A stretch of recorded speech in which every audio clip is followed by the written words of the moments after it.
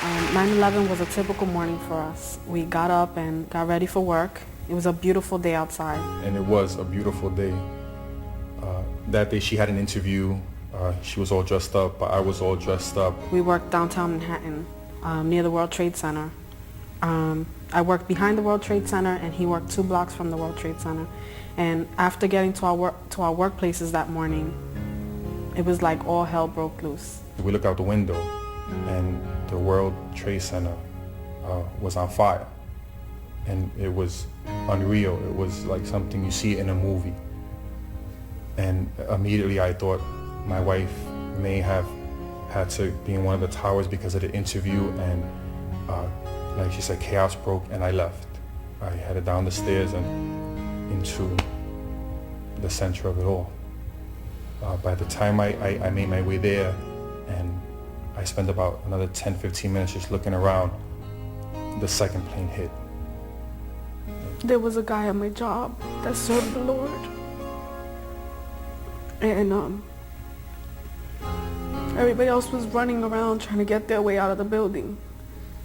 And he looked out for me, and that morning we were standing in the hall because I was telling them I had an interview and stuff like that, and we were together when it actually happened.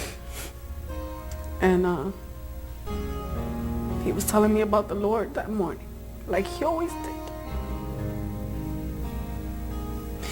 And he grabbed my laptop and we started running. And he brought me to my husband's job, and when my husband wasn't there, he said, just stay here and I gotta go look for my wife. And I felt something telling me, go back to your office. And I started to change, and it's okay, I can just go back and let them know that you're gonna be looking for your wife, and then go back to look for your wife. But my job wasn't important. But I kept making excuses as to why I kept feeling that I should go back.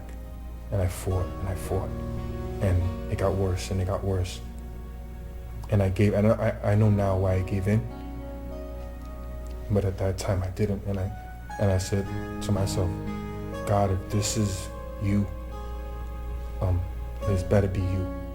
Because if it isn't and I leave and something happens, I may not come back. And I made my way back to my office, and there she was. She was sitting there. We began to walk towards the bridge behind the hospital, towards the Williamsburg Bridge to go home. And I remember her, she wasn't there.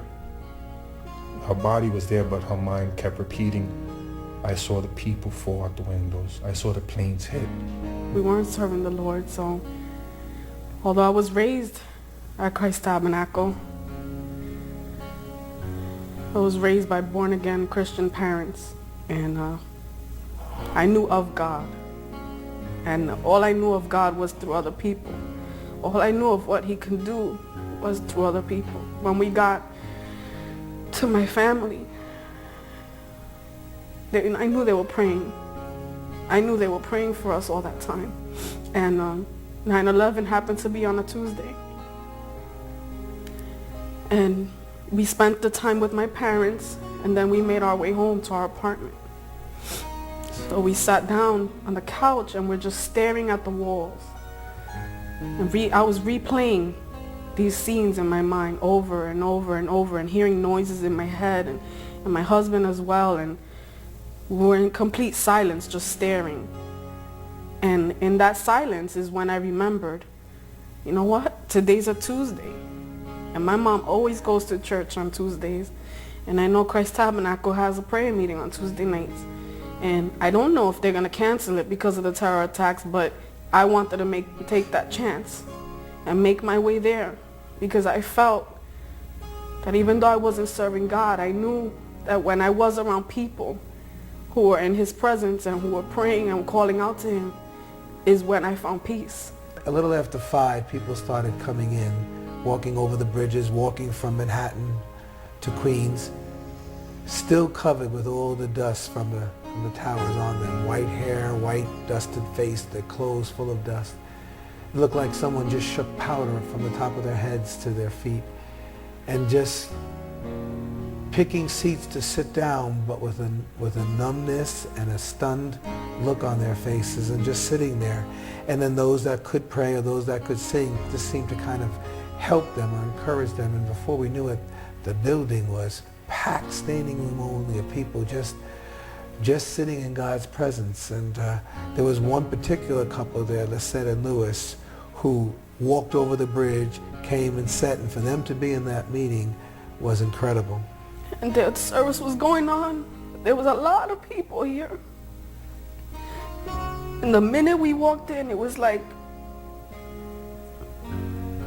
we could breathe. People were calling out to the Lord, and they were praising, and we just made our way in, and people were showing us love. And we didn't visit regularly. I mean, people knew who we were, but people who we didn't even know, just showing us love for no reason, but God knew the reasons, because we needed peace. We needed to just feel that His presence was there. He will carry you. He will carry you. Bring your burdens to the Lord. He will carry you.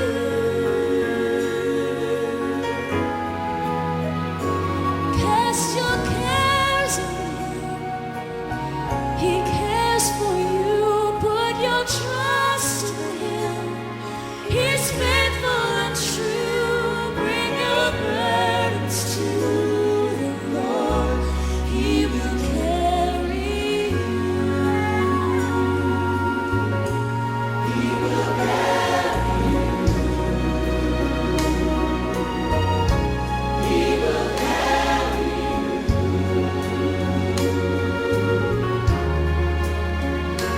Bring your burdens to the Lord. He will carry you.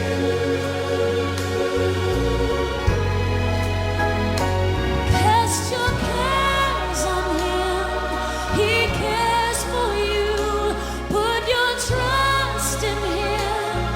He's faithful and true. Bring your burdens to the Lord. He will carry you. When the burden that you carry becomes more than you can bear, and the road seems never ending, leading you to who knows where, just remember that He loves you. Be reminded that He cares, and in the moment of your weakness, He will come and lift you there. He will carry you. Oh, I know He'll carry you. Just bring it to Jesus. And we sat there on the metal chairs because it was packed. And people prayed for us. And they didn't even know why they were praying for us, because I don't think they knew specifically what we had gone through that day, but they were praying for us.